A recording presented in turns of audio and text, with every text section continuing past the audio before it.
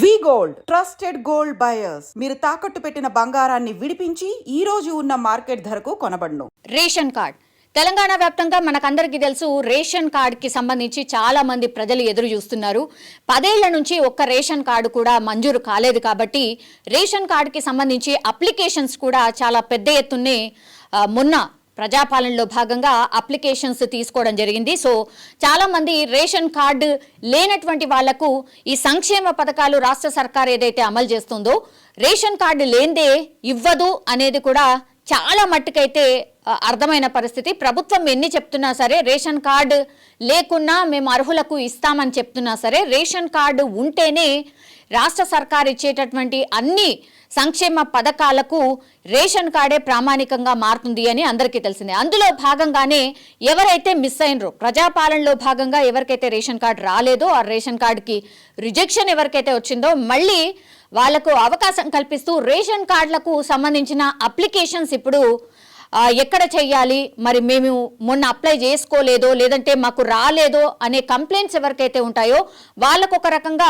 Big relief అనుకోవచ్చు. రాష్ట్ర సర్కార్ వాళ్ళకి చెప్పింది ఏంటి అని అంటే, మీ సేవా సెంటర్స్లో ఇప్పుడు రేషన్ కార్డుకి సంబంధించిన అప్లికేషన్స్ చేసుకోవచ్చు అంటూ ఉత్తర్వులు కూడా జారీ చేసిన పరిస్థితి. మీ సేవా కేంద్రాలకు వెళ్ళి ఇప్పుడు రేషన్ కార్డుకి సంబంధించిన అప్లికేషన్ చేసుకోవచ్చు అనేటువంటి విషయాన్ని అధికారికంగానే రాష్ట్ర సర్కార్ చెప్పినటువంటి సిచ్యువేషన్ అయితే కనిపిస్తోంది. ఎందుకంటే 6 గ్యారంటీల్లో భాగంగా ఇప్పుడు ప్రజాపాలన అంటూ చాలా మట్టుకైతే అప్లికేషన్స్ తీసుకుంది రాష్ట్ర సర్కార్.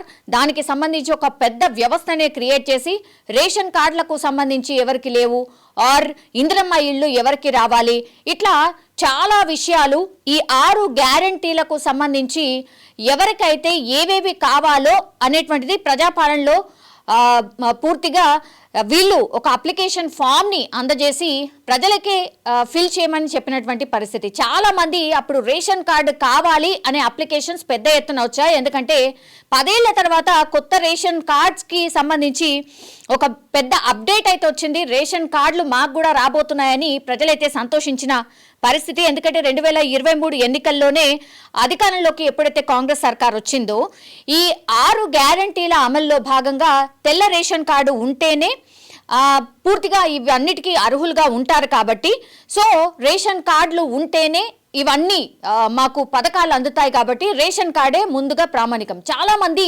మొన్న కూడా ఎప్పుడైతే గ్రామ సభలు పెట్టినరో అక్కడ కూడా పెద్ద ఎత్తున అధికారులను క్వశ్చన్ చేయడం జరిగింది. గ్రామ సభల్లో కూడా మాకు రేషన్ కార్డులు లేవు, రేషన్ కార్డులు రాలేవు, రేషన్ కార్డులు ఎందుకు రిజెక్ట్ చేశారు, మీరు చెప్పినటువంటి ఏవైతే టర్మ్స్ అండ్ కండిషన్స్ ఉన్నాయో మాకు ఏమీ లేవు, మేము రేషన్ కార్డులకు అర్హులం అవుతాము, అయినా సరే మాకు సంక్షేమ పథకాలు అమలు కావట్లేదని పెద్ద ఎత్తున అధికారులను డైరెక్ట్ గానే క్వశ్చన్ చేసిన పరిస్థితి. ఇప్పుడు ప్రజాపాలనలో భాగంగా చాలా మటుకైతే అప్లికేషన్ తీసుకున్నారు ఒక్కసారి, ఆ తర్వాత మళ్ళీ గ్రామ సభల్లో కూడా అప్లికేషన్ తీసుకున్నారు. ఇప్పుడు మళ్ళీ మీ సేవలో కూడా ఎవరికైతే రాలేదో రేషన్ కార్డు ఎవరికైతే కావాలో వాళ్ళు అప్లికేషన్ చేసుకోండి అంటున్నారు. అసలు ఈ గందరగోళం ఏంటి? ఎన్నిసార్లు అప్లై చేయాలి? రేషన్ కార్డు రాని వాళ్ళకి మేము సరే రాలేదు మొన్న అప్లై చేసినప్పుడు, ఇప్పుడు మళ్ళీ అప్లై చేస్తే వస్తుందన్న గ్యారంటీ ఉందా, ఇచ్చే ఉద్దేశం ఉందా అనేటువంటిది క్వశ్చన్ కూడా చాలా మంది రైజ్ చేస్తున్న పరిస్థితి కనిపిస్తోంది. ఒకే దానికోసం ఎన్నిసార్లు అప్లికేషన్ చేసుకోవాలి అనేటువంటిది సాధారణ జనం అయితే క్వశ్చన్ చేస్తున్న పరిస్థితి కనిపిస్తోంది. మరి అధికారులు అయితే అధికారికంగా మేమైతే అప్లికేషన్ కోసం మీ సేవలో అందుబాటులో ఉంటుంది, రేషన్ కార్డ్ అప్లికేషన్ మీరు అక్కడ చేసుకోవచ్చు అనేటువంటిది చెప్పారు. మరి నిజంగానే మీ సేవా కేంద్రాల్లో ఈ అప్లికేషన్ అందుబాటులో ఉందా లేదా అనేది చూడాలి. గతంలో కూడా మనకు తెలుసు రేషన్ కార్డులకు సంబంధించి అప్లికేషన్ చేసుకోవచ్చు అని మన గ్రౌండ్ లెవెల్లో వెళ్ళి మనం చూసినప్పుడు అసలు మీ సేవా కేంద్రాల్లో ఎట్లాంటి అప్లికేషన్ అయితే అసలు చేసుకోవడానికి ఆ ఫామ్ కానీ ఏది కానీ అందుబాటులో లేకుండే. కానీ చాలా మంది ప్రజలు వెళ్ళి మీ సేవా కేంద్రాల్లో ఈ అప్లికేషన్ మేము చేసుకోవచ్చా అనేటువంటిది చాలా మంది ఎంక్వైరీ చేసి వెళ్ళినటువంటి సిచ్యువేషన్. మరి ప్రభుత్వమే అధికారికంగా ఉత్తర్వులు ఇచ్చింది కాబట్టి రేషన్ కార్డుకి సంబంధించి అప్లికేషన్ మీ సేవా కేంద్రాల్లో ఉంటుంది అని. మరి రేషన్ కార్డుకి సంబంధించిన అప్లికేషన్ అందుబాటులో ఉందా లేదా అనేది మరి చూడాల్సిందే.